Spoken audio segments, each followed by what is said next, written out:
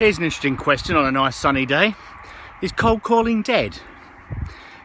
You know, it's so easy to pick up the phone and talk to people, but only when they're there. And I found recently that although I love to introduce myself to people on the phone, and I'm one of these strange people that thinks that cold calling's a great way to spend an afternoon, it's not as straightforward as it used to be. It was never easy to get hold of people. It was never easy to get through gatekeepers.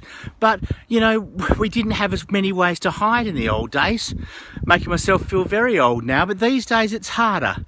Voicemail is on always. People don't, particularly people in support functions, just aren't client facing enough. They don't pick up the phone.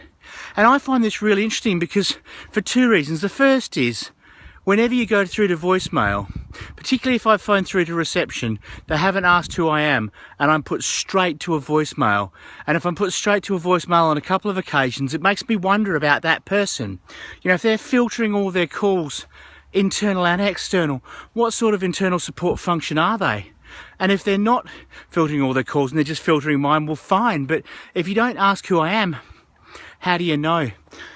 It's worth thinking about how you handle incoming calls to your desk. You know, if they're not being answered by you, they shouldn't go to voicemail unless they absolutely have to. Someone surely can pick up the phone and help. Very interesting concept. And I reckon there's a lot of business being missed in a lot of places because of it. Have a great day.